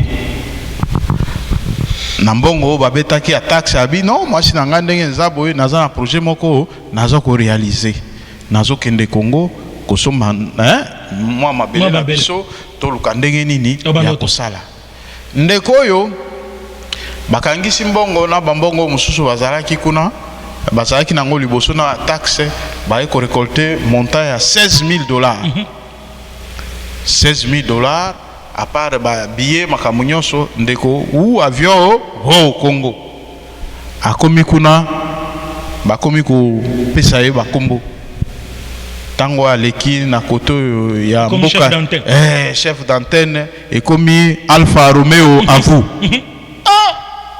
ndeko atoboli mbongo azongi États-Unis maboko pamba moto ezoko pela na kati ya libota oyo Roger Zazoya sikoyo na eloko oyo ndeko yoko ikoloba nini papa yo moto lobaka makambo briti ya kupesa na population est-ce que pratique wana ezali malamu ma sœur eloko yo zo mwana mwasi azokolela eloko yo zo kwela ngambo akendaki na kapela eloko pule mayo eloko yo zo kwela ngambo Esaïe chapitre 30. Wow. Soko tunaki nzambe. Alingaki ayebisoko lugaro oyo kokende kote na yete. Wow. Donc lugaro eza vice versa. Voilà. Na mobali na mwasi. Voilà. Oyo aza na comportement mabe lugaro. Oyebi que semaine passée, matanga moko eleki na Londres. Wow. Je t'informe. Matanga eleki na Londres, papa na mama bakufi bana batikali na Londres. Wow. Pourquoi ça? Bana bazotikala na Londres ndenge nini kaka makambo ya mbongo ya koke kosala lupango na Congo. Bazwi mbongo comme si c'est le même exemple mais oyo nazoyebisa yo benga na Londres na kopesa yo numéro ya journaliste wana na landaki ye semaine passée on était avec madame madame Anili alobi comment un couple peut aller au cimetière plus vite comme ça à cause ya makambo ya mbongo.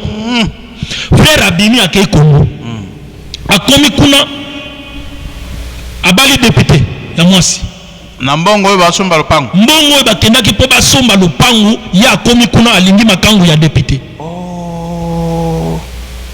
Député alobi yo sa marié te alobi ododo ma femme est morte il y a longtemps. Wow. Député pa alobi na za célibataire frère aye ozo sala nini non non somba ki terrain vide akeko la terrain vide je vais commencer à construire ici 2-3 fois député akoyi. Frère alongwe akeko fana na ndako ya député na limete lisolo nazo betela yo matanga bauti ko panzango samedi passé à Londres. Soko uzana bande ko na Londres tuna bango na kopesa numéro ya mwana mwasi wana. Mais Full Power yo moniteur o ezani ni globe terrestre. Voilà, oza partout. Ozo mona eloko eza globe terrestre monde entier tozana barrière te totie yango wana pona ko lakisa bino dimension ya Full Power TV donc ba continent nyoso ezana kati. Frère accueilli bafandi kuna akomi pa député $18,000 esili. Wow. Ayebisi député mbongo esili mwana zonga na poto siko ezate tozalaka na yo awo na bakop. Frère Pandi député Pandi malobi oza déjà mobali nanga. Yeah. Fanda bandeko voisine na bango camarade ya mwana mwasi wana bayebaka te ya école primaire qui na humanité. Wow. Tant fi wana silisi humanité ndake Londres ndake kobala mobali wa. Wow. Mais ser wana ayebi abengi alobi yaya yo fandi yaka na limete awa oya komona makambo mobali na yo azosala. Alobi nini alobi kotanga kombo na ngai te tala numéro ya député yango yo.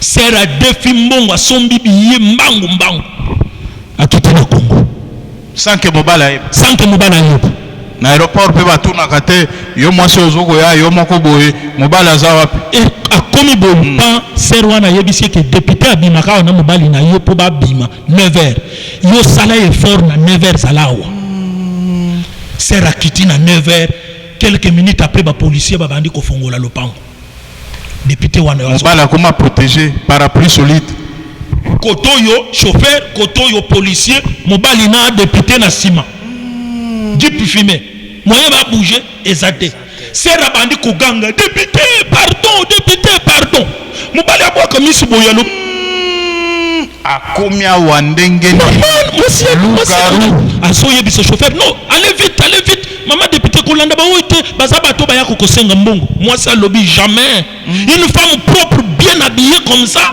ayo kosenga ngai mbongo peut-être elle a me dit maman kitisi vitre tanga kitisi vitre alobi maman osa député mes respect ngana zakana Londres omoni mutobo fani na kiti mobali na ngai wow alobi mobali na yo c'est vrai ayebisi chauffeur telema bokota maman kota député apusani na katikati mobali kotoyo mwasi kotoyo yeah. Donc batie député na kati mwasi mopanzi bo mwasi boy non ya député na katikati mobali ya ser kotoyo na ser wa uti Londres kotoyo bakomi na palais du peuple député a signé présence alobi tokende na Gombe toke kofanda bakomi na Gombe na mwa restaurant bafandi na restaurant ayebisi ser commandé biloko na yo ngai na mobali na yo tobimi na ntoki na kozonga wa dans quelques minutes oya kobetela ngai lisolo ezandenge député azongi likambo na zo yebso salami na Londres je vais te donner les coordonnées tout pour y ba vérité non ben c'est une investigation papa bafandi azoyebisa keno aza mobali na ngai tozana bana 4 ayaki awa pona makambo ya lopangu aya kotonga banda aye voyage à 2 mois et comme 7 mois wow on m'a appris que yonde mutozo bimana ye maman pardon zongisa mobali na ngai sera leli député leli alobi non ton mari m'a dit que yo aussi azalaka na mwasi te mwasi kufa yo za mort vivant balugaro mon frère donc maman wana la muki na cimetière selon député l'homme de Dieu. Selon député la députée était vraiment une femme qui respecte les principes honnête alobi yaka vendredi na yaka samedi na ndaku aussi au moni ndaku yaka na ndaku to solola na koki ko permettre te ngana bebi salibala ya moto lelo toza mercredi voilà pesanga jeudi samedi yaka sera kumbani akei akuti na salon valise ya mobile fandi député à ton frère toi tu m'avais dit que ton mari est mort ta femme est morte non oui dan extraterrestre frère ache longi na se lugaro ache longi na se alinga transformé sikoy ma belle-sœur wana sali ya député elle a déjà empoisonné les histoires à manger député empoisonné yeah apesi bango biloka kolia bolia na mobali na yo basilisi kolia député abimisi mbongo apesi mobali alobi mbongo yango somba biye mama comme yo yaki na biye na yo ya aller retour bozonga na hôtel bisika mobali na yo azali après bosimba nzela na bino bokende peut-être que vous comprenez donc on est un sacrifice bakei na hôtel alors que fufu baliaki pondo baliaki musunyu baliaki ezalaki déjà empoisonné bakei fallait ba voyager mercredi bato bakoti na hôtel samedi na butu dimanche na tongo bati ya hôtel croyant que bato bakotaki bakobima bazobima te lundi bazobima te baki kokuta mercredi na mwasi na mobali bakufi wow lelo nde tozoloba na yo awa bana batikali sans papa sans maman Ce n'est pas possible. Yo sikoyo kozala na preuve nini que député de moto abomi bango. Batolobe o eza poison, o eza boy na boy. Wana esalemi na mboka nini? Na Congo, je vous informe. RDC? Oui. Ce n'est pas possible. Bato bakufi, soki eza poison, soki basala ki bango eloko nini, bana bazolela papa na mama na bango, matanga bapanzi yango na poto semaine passée.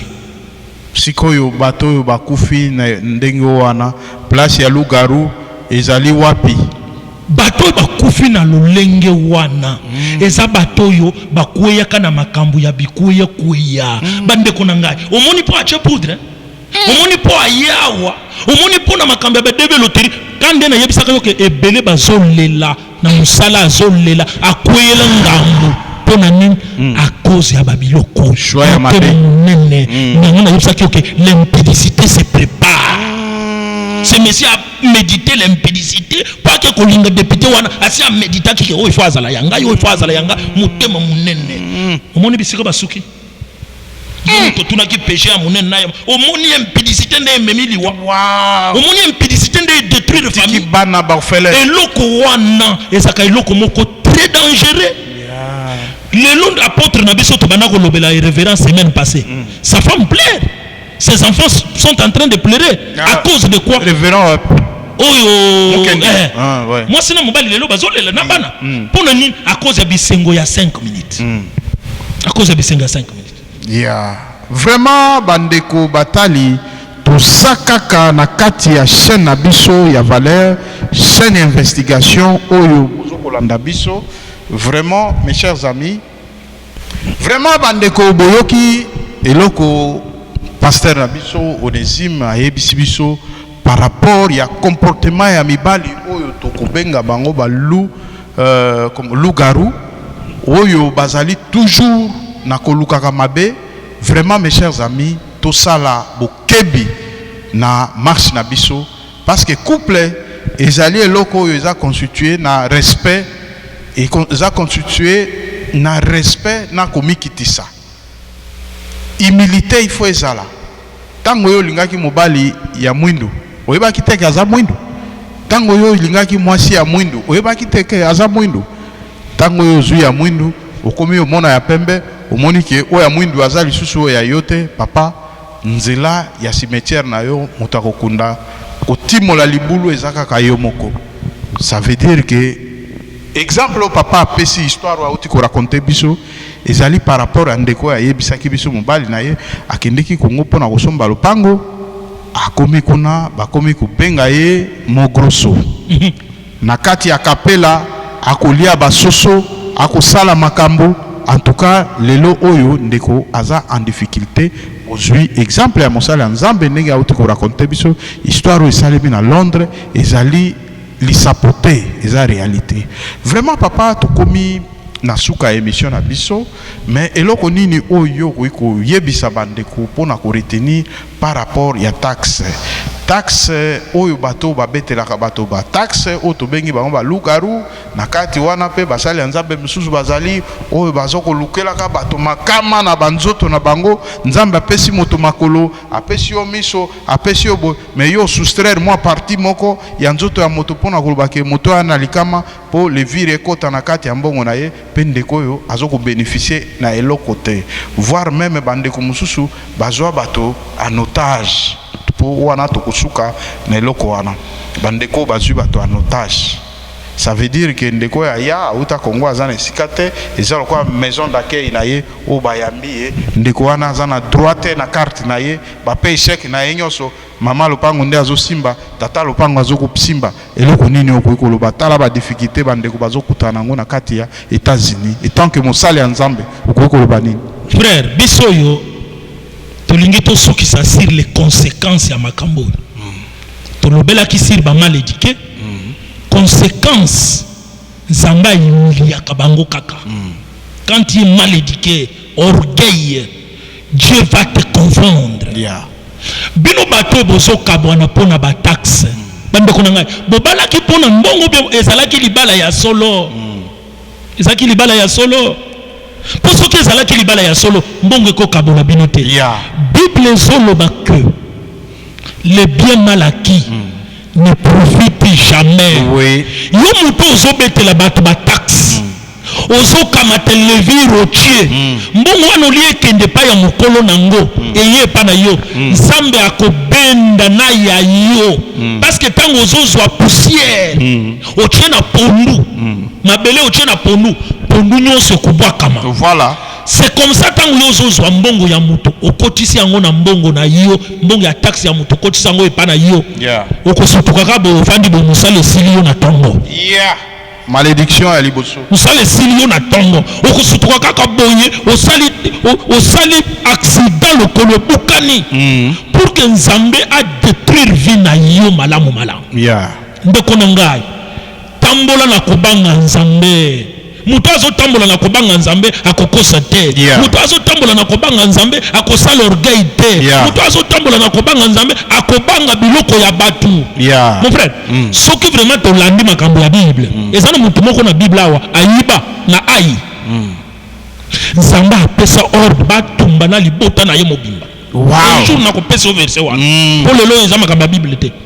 Donc eloko yozoloba mosala nzambe ezali par rapport à ba conséquences biso mona basala nzambe ke ye aliaki manga ye moko me bana minu ngai pona nini bana bazoya kokoya minu ngai. C'est pour cela ngai ndeko na yo na chana ni kitunga ta mokolo moko te na seda rapide ya ke no boya ko chambongo awa eza poto somba eloko boye na sala yango te.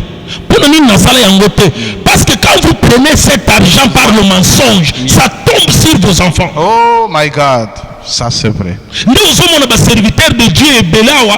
Vina bango omoni yazola tabia menda kuna ye ya kopola. Oui. À cause de Babila Balaki.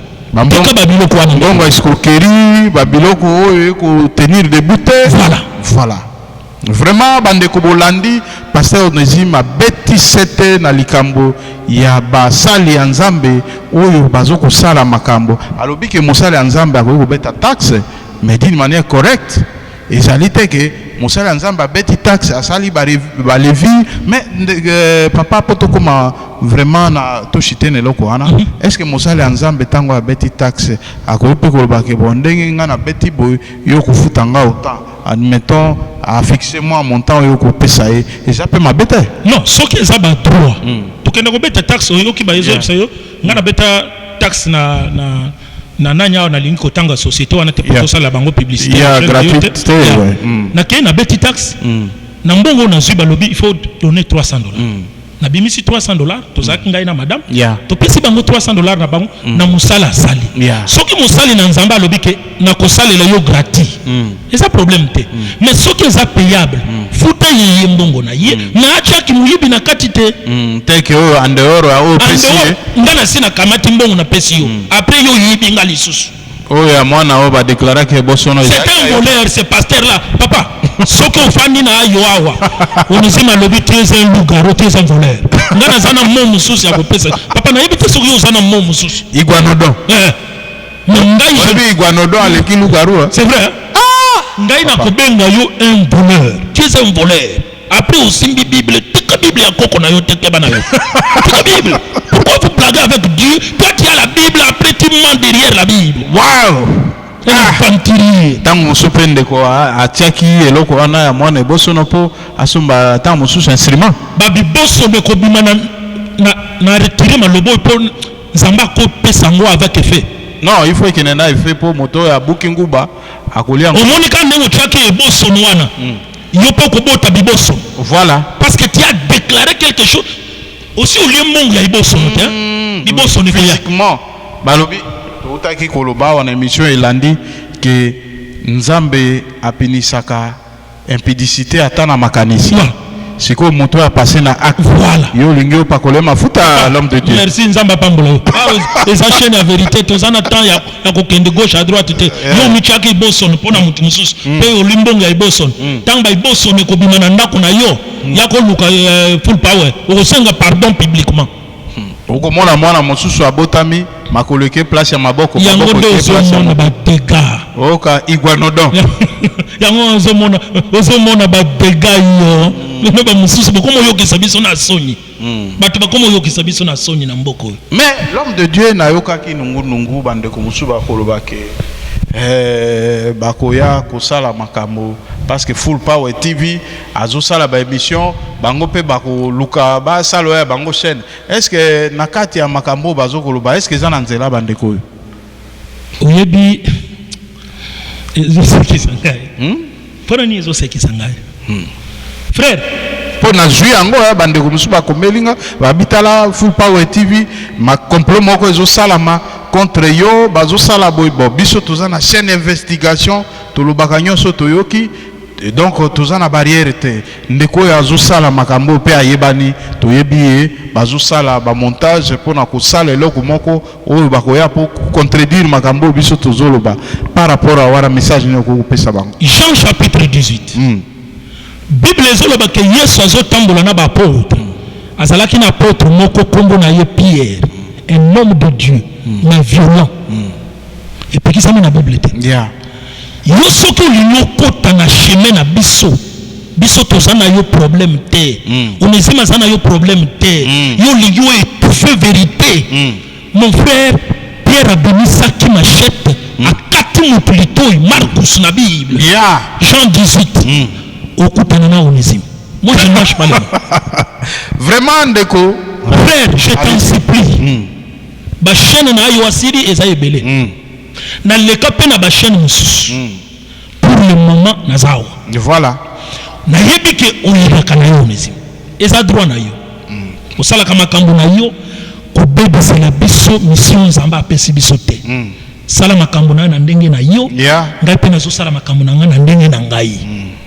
Na sollicité pe koya koleka na chaîne na yo te. Voilà. Keba. Je suis parmi les serviteurs violents, le col à Pierre. Yeah. Là où il y a la vérité, je te dirai la vérité. Là où il y a oui, je dirai oui. Là où il y a non, je dirai non. Ce qui kaka moi graine moko ezali katina yo. Vraiment, je te promets déjà. Et que ça la mabe. Voilà. Aucune mission ba pesi na yo muto ba pesi mission wana. Satan de mutazo kote le yo. Yebisa yeke koto yo. Ça ce n'est pas un loup qui garde sa bouche. C'est un lion s'il s'agit de se régir. S'il s'agit à côté le matin le mi. Et qu'on peut qu'il s'engaille chrétienté. Mais la vérité nous devons la mettre dans sa place. Vraiment. C'est Satan qui t'envoie ça. Ouais. Wana Bolandi, l'homme de Dieu, vous savez, mes chers amis, ngai naza mota vérité, penakuta na mosala nzambe la vérité. Pardon, kaka mutuwana. Asi aleka na chaîne mokonga na bandaki koleka.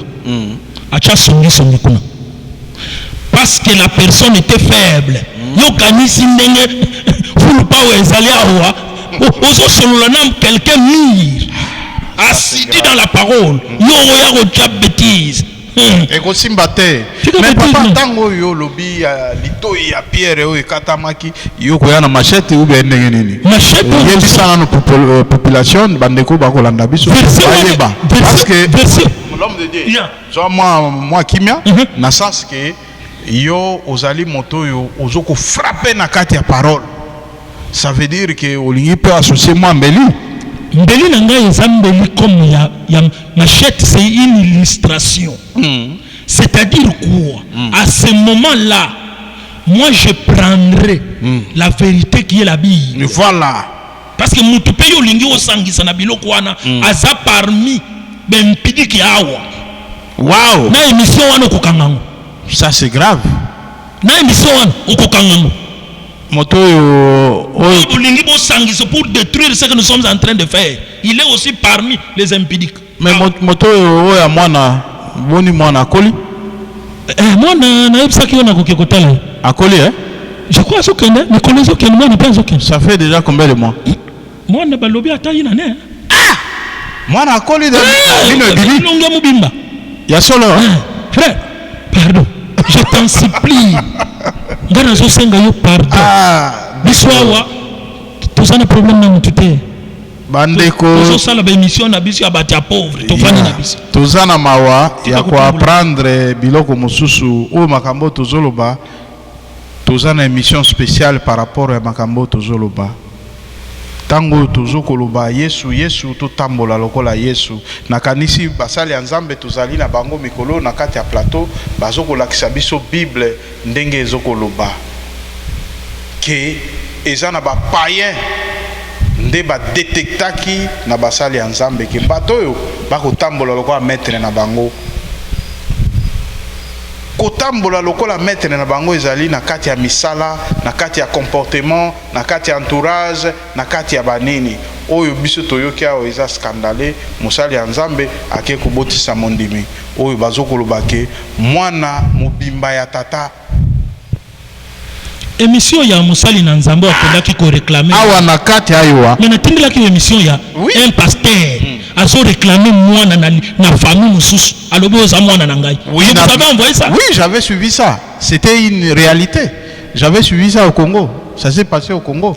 Donc en réalité, musali ya Nzambe azo réclamer mwana na famille ya bato mususu.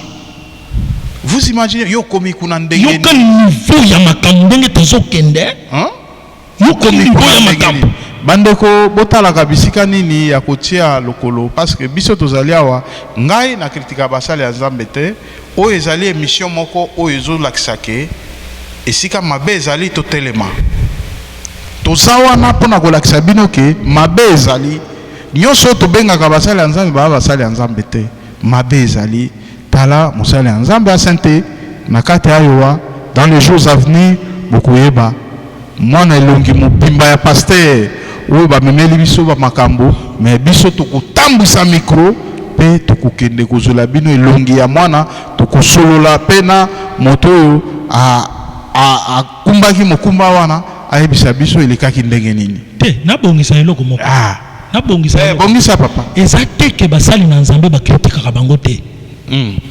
C'est un verset, ça y est dans la Bible. Ouais. Place au besoin le baquet. Ne critiquez pas. Ne touchez pas. Mais ouais, non. Qui est assez. Bible les autres le baquet dans verset wana. Et sur le baquet c'est du dedans. Nous devons le critiquer. Wow. Au monde d'engana zana yo awa. Na koki koloba mabe ya kofite na koki koloba mabe ya wera sonte. Et ça vit na bango. Oui. Mais celui qui se dit serviteur de Dieu, qui est un petit qu'on frappe. De dedans. Bible nde mutozolo c'est lui de dedans comme yo osa ya dedans na biso osali kindumba tolobi mais soki mutu mususu asali yango libanda wera jibe Kofi Olomide ngai na kotouche bango te eza vi na bango mais jour Kofi akobongola motema ye asimbi Bible akomi mwana na Nzambe soki asali kindumba na koyebisa non eloko osali eza mabe un pasteur impudique la Bible me donne l'occasion l'autorisation même même c'était et ça verset biblique yo tango yo ozo ko banga Nzambe ozo tambola na respect ya miboko yo nde koba bango nde bato bakokaka te ata émission ekoya to banda wana poto yebisa bango ke fermer la bouche la Bible n'est pas pour ton grand-père de loup-garou c'est un esprit saint qui a donné ces informations pour te sango batu Yokoya mususu nazo sa l'émission kaka na si émission oh non pasteur Onésime il faut avoir un langage codé yo sali kinduma ngana zana na langage codé quel langage codé wow quel langage codé binobo ata bo négocier na pasteur Onésime ba question ngala tuna reza préparé te quel langage codé ba question parce que yo ko kene nango d'une manière codée mais awa to décoder yango quel langage codé et go simba te yo zuma sa bato botisi moi nao comment ayo ezamuke ayo asiri ezamuke quand tu partais aux olongola bilamba na yo botisi mwasi ya mondimi na yo mwana unizima ya kama moto papa to komi vraiment na suka est-ce que moi si oyo penda to ko tozolo ba na suka wa moi si oyo ba botisi c'est une femme mariée mobali ne azali awo badani ba benga bango balash mobali azali bazana Bible balash mais mobali azali awa yeah. Mais c'est où tu es si comme sous benga kabango balash bazana Bible bato wana bazana Bible okui na frère ya bona famille na yo yebisa Nzambe yo monsieur full toi ici kende je suis frère na ngai te parce que balash ba kokota bokonzi na lola te mais sikoyo tolo baneti moto akumbi mokumba ya moto mususu akobokola ndenge frère azali voilà ayebi be ayebi te là je ne sais pas mais ba voisin entourage et déjà que moi nous ezayao à partir à visage na makamu nyonso bato d'abord bafundaka musali na nzambe bana oyo mususu papa toi quand tu pars au travail le pasteur entre ici avec la maman bana bazofunda mama na bango ozoka degré wow on a yebisa ki yoke bato baye kofandela mbongo na Congo oyo ozolo makambo ya Congo oyo za Congo te ah oyo ozolo ba ya ona tinila ki vidéo te oyo ya kozemisa oyo za ya Congo bien ya non papa miniki yango utiki Congo yo ukoma tia wa ndenge nini ba père spirituel na bango papa quelle est la personne qui peut produire le fruit qui ne sont pas le leur? Wow, vraiment. Il y a des gens qui ont awa, Hollandi, ba père spirituel na bango. Ils sont dans l'occultisme. Mais ici, qu'est-ce qu'il va nous amener? La parole de Dieu. La parole de Dieu. Mon Dieu. Il va nous amener l'occultisme. Makambo ezali bandeko bozolanda ezali ba film ya mise en scène te ou batie de façon que bomonaka ndenge bato ba osala ba scène non ça c'est une réalité oyo mosala nzambe aza ko confirmer biso que makambo ya mbinga ezoko leka awa na kati ya eta o tozali vraiment ezana mosala nzambe oyo pe azemisi ndeko toyebite soki ezali ya solo parce que toza na chaîne investigation tokoki ko loba makambo sans pour autant vérifier te parce que tozo lukaka valeur corps du Christ ekende liboso ba futilité ba makambo nyonso oyo ekopesa lokumu te na nzambe tosalela yango te totia mopanzi soki makambo oyo eza koexiste soki pe ezali en coulisses oyo ke bandeko babino pour notre réputation tokoki kobimisa makambo oyo te boyebaka ke nzambe est le maître de tout. Dieu sonde les reins et le cœur. Ayebe eloko nini bokosala pe péché mon côté eza impini na miso ya nzambe ata obombami na se ya libanga nzambe azokomona fourmi ya mwindu na kati ya libulu ya mwindu na se ya libanga ebongo yo moto oyo ozokomona na visible ba voisin kutu bazoko détecter ebongo epa ya nzambe okoleka inaperçu ndenge nini. Donc mes chers amis tokomi na suka mais papa loba mweloko ya suka poto clôturer par rapport ya bandeko balandi biso par rapport ya ba comportement ya basali nzambe bino bato bofandi na États-Unis mobimba ndeko na ngai tindela ndeko na yo video oyo bosoka bwana pona taxe libala na bino izobeba pona taxe pona biloko ya mokili bozo mettre bana mal à l'aise bandeko na ngai soki mulimu wana ezalaki kati na yo ya mama bobeti taxe mbongo bobandi koswana bopasolani bilamba pona mbongo kotikala botala tabana na bino tangu bino bozoka bwana bobebisi avenir ya tout un million de personnes parce que bana wana bakobota bana bawana bakobota bana bawana bakobota bana ezali chaîne mobimba sacrifier génération mobimba bino ba pasteur public pardon ngai côté wana surtout na ayo wasidi awa ofandi awa totikela ko bino temps ya mbaloyo ngai nazana temps ya ko marcher moté soko zalaki maboko likolo ya basi ya bato onisima zalaki nano ko luka ndenge nini akoma nano stable voilà awa biso tokozwa chaîne oyo ata 20h tozoloba oui toko bimisa yo tika bêtise voilà tika bêtise na kobanga yo pété mais il faut battre les peu maboko pour moto même à tiki bêtise ya rosale la nzambe te par rapport à biloko papa mabaza ebele awa azo matana che d'abord yo za mal éduqué limbisa ngai pour nini zo mal éduqué un homme de Dieu ozo matana cher na ba sere ya église ba yebi kalson na yo atasoni te nzambe na nguya atasoni te ozo te ya sere lobi alata ki jour wana kalson ya jaune Après tu t'appelles le révérend évêque kanga monoko kanga monoko tokomi na suka sikoyo tango bandeko mosusu ba pasteur o babengaka ba genre ya ba pasteur oyo bayebi ke azala réputation mabe azokoteya na kati ya ba bébé azosala makambo na kati ya banini vraiment conseil nini ko pesa bango eza ignorance ou bien bango nyonso baza mbale na même ça non bato mosusu pe ils se soutiennent entre eux ngai nento saboyi entre les loups-garous. Oyebi mutunga na pesa micro na aseka c'est dans la porte. Non. Pasteur Yves. Je lui ai dit papa viens prêcher. Et tant que pinda kanga na pesa mbote abati abiye. Oyoka kimbote na pesa kai. Siko mbote pesa ka moto moko le c'est loup-garou. Je lui donne asa parmi les gens insoupçonnables. Tolo bake ba mbote yo pesa ka moto moko nyonso batikali loup-garou. Ba il faut na étudier bango. Ozo étudier na toyoka ke yo sala boy toyoka ke yo kabola libala ya batu ngana kama tambote na ngana pesa kaka boy na chaîne boy nana libanda hu ba bakabola mabala pe bazali epele mama basero bazo tusisa na mamitua wana yebisa ke yo mususu etikali muke kende moi ça za ko tumzumbala za to ko tuna ye yo pambola mabalo yo pambola izaka mabala ya solo ou bien ce sont des histoires liées par Satan. Mais l'homme de Dieu ndenge ba pasteur to komi na suka ma émission ngo ezosi la te pomba makambo ezoko ya ebele donc papa est-ce que yo ozali pasteur est-ce que pasteur peut akoki komona vision moko nzambe alakisi ke na ndenge onazo komona état ya Iowa par rapport aux États-Unis mobimba tozo komona on dirait mabe ko bandane na Iowa yo ko koloba nini place nini pena mabe zo banda parce que makambo tozo yo ka wata musu na baita musu ceza pena na ndenge yote non ezali baita nyonso ezali makambo nyonso zo salem eza ba signe attend de la fin ouais l'équité wa pe eza ebele te tolo ba par rapport à baita musu États-Unis ko oyebi Iowa Poisana moke na d'abord. Ezana d'abord moke bato pe babandi koyeba Iowa siko. Mais ba eta lokola ba Texas wana. Bato basiba yana ba Texas ya 40 ans, ya 50 ans. Iowa eza ba 10 ans. Mutu pa sali nan ba 15 ans wazati. Na yebite so nazo sala. Ba 17 ans bazali. Ba 17 ans bazali. Mais ba tega ezala ki mingi te. Mais na makambo ya église ndenge komi awa.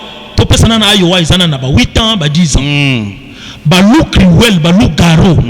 Ba mususu bakima kibeta mususu baye awa baye bazana singa ya diable mais il a la Bible biso tokotiki la bango tante les bons de l'ina ngai zaleke yo pour déplacer na yo ate mususu yebisa moi je croyais que Onésime il est parti à Sénat rapide ça la kakawa na lobi na zali awa bina ye pana kena la kisi ndako nanga yango je croyais que tu étais parti à ngana lobi ngana sana yo awa po yo si osala ki yo si osala ki ndumba en tout cas, tu comme na souka, mais question à liboso ya souka pour na clôturer pasteur Onésime. Ba to ba ebisi so ba bike yo ozo teleme la makambo impudicité. Lelo belo biso ko koi eloko nini ko ikolopa. Photo souka. C'est pour cela. Je sais. Pour na ebike bandeko yo bazana kati ya miniki na mintenge babi bato ya lac o balobaka basakata bana eloko nzoto donc ça veut dire que bakoki ko créer le pe kabal de façon que bakoisa yo po ko tia molunge na kati yesika oyo bandeko bazana kati ya ba miniki na mintenge na zelaka eloko wana depuis kala oti ko s'échapper na moko kala mingi te na zelaka eloko wana oyebi ke nazana prière ya 7 mois wow. Depuis que tu as eu émission, Dieu m'avait averti et qu'aussi il a dit le 17 janvier, 7 mois de prière, sans relâche. Puis le sang ya blague parce que na yebi façon to bandi ko kende bitumbezo mata Dieu m'avait prévenu. Ngai ezana bato baso selangai na kwa wana. Bazaye belé na silisi émission bo muto abengi na lobi Onésime le jour où toi tu vas tomber je les ai dit bo sala ba plan na bino et ko simba te na kenda ka partout avec ma femme ouais ngai moko témoin na kutabino mbala mingi soki kana omoni na ye na garçon na ngai yawa pour dire quoi c'est pour être prudent na se casse da rapide okoki kobenga mondimi moko te asi amona nga na ndako na ye na kenda kate soki obengi pona losambu na samble liyo na téléphone attend le dimanche prière esili oizaki na prière te ngai na madame na yo na ndako na yo to samble liyo na bimi. Voilà. Les gens attendent ça bakozeleti bakolomba. Donc eloko yo pesi bango bakozelati bakolemba. Bakozela bakolemba. Nzambe azali toujours na présence ya Nzambe teliwa. Bakozela bakolemba. Kote wana bokozela bokolemba. Kote wa yibaki bokozela bokolemba. Côté yake ngai na réfléchir. Je ne dois pas fléchir. Je ne dois pas fléchir. Yonde na yebisaki yo keba. Bitumba na ngai komi bitumba na yo. Wana chango na mutu. Nazolo bango kokata paso ite. Omoni eloko ngalobi moto na motana bitumba na yo. Oya yo eza ya yo yanga eza ya ngai. Pono nini yanga ekomi ya yo? Yeah. Parce que ba yini na ngai. Bakoluka pe ba pige yo. Mais nga ba mekate. Ba mekame ba longate. Voilà. Parce que na ebisio ba makambo. Voilà. Ba makambo belé ya somo. Biso to sali na bataille pendant beaucoup de temps, tout le monde makambo. Voilà. Mais ba longate. Voilà. Ce qui au moni chaîne oyo na pesa ngo Full Power TV, mokolo oyo oko tuna bandeko oyo ba ebi kombo wana, ba ko peso signification ya kombo wana. Kombo euta à partir à ligne place yo to banda ko sala force ya ko travailler donc na ebike awa na ye luna il faut na travailler le kombo ya Full Power TV inspiration et bima wana pe comment na chaîne à partir awa donc kombo lo ko salirage awa ba inspecteur ba superviseur ba tonyos ba ebaki ango. Donc Full Power ngabino chaîne nanga il faut na chango Full Power TV. Donc ça veut dire que tout ça il y a logique. Ngai na bandaki ko zo bato na mutuka na ngai na ko ya na bango ainsi de suite. Mais jour na déclaré que aucune personne va mettre ses pieds dans ma voiture. Et soukandengo. Et puis makambo nyonso ekata na nyonso ayebi. Donc biso toza bato ko influencer facilement. Voilà. Nga eloko na boy. O nandimi. Voilà. C'est comme ça. On a boy na ebi pourquoi na boy. Ceux qui peuvent nandimi na ebi pourquoi nandimi.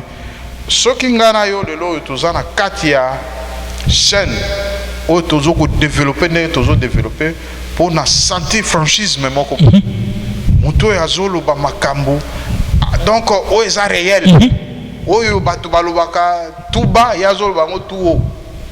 Donc voilà. Même madame nanga yebike o sali bêtise. Ngai na koboma yote. Ata ozamwa stola la kana yo. O sali bêtise na kobimisa yo. Et voilà. Pour nini tozo bimisa yo pour sauver d'autres âmes. D'autres personnes va servir un exemple. Ngai ta nazo bomba yo na mabe eza lokolo nazo bomba batu mususu. De préférence yo mutu moko okweya.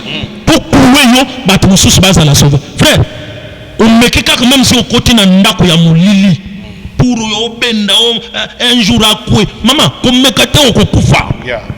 Vraiment. Comme me kate.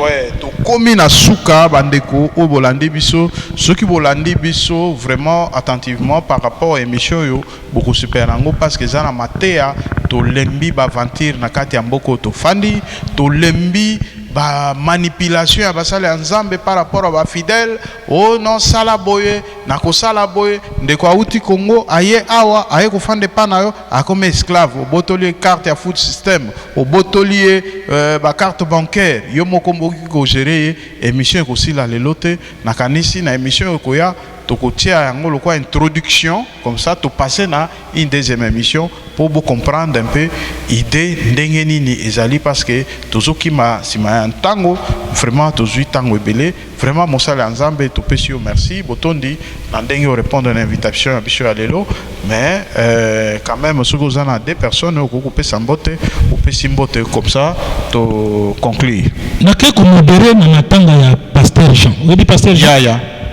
tango mama na ya kufaki na betimbele na ba faux pasteur impedi comment ko azali awa a influencer ba pasteur awa pasteur moko na koti na ndako na yo Onisime toi tu nous as attaqué ngana lobi moi je vous ai attaqué na attaquaki ba faux soki opose a faux soki na ya komela mai pa na yo hein navandela ngo nayo lisusu te zamba pambola yo na pamboli madame na yo lelo toza na ye na chaîne te zamba pambola ye mama azobongisa makambo ba prière aza na ba occupation na ye ya ba prière zamba pambola ye milulu makasi mama azosala voilà ya stade oyo ezali na place bokozwa référence na kati ya chaîne bokozwa banal donc voilà na pamboli l'os de mes os chair de ma chair maman yo je t'aime beaucoup zamba pambola yo botomboza makasi.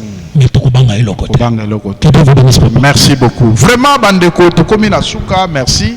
Vraiment, bino nyoso bolandi biso, wana zaiki ndeko na bino, papa na bino, oya lobaka bien, o tozaka toujours na ye na kati émission, pour na kosepesa bino, pasteur Onésime, ya ACK, c'est da rapide, na mikolo zaiko ya, toko sala pe descente na église dimanche moko, oyo toko kitawana, pour na kozela bino, ba prédication en live. Merci, à la prochaine occasion. Bye.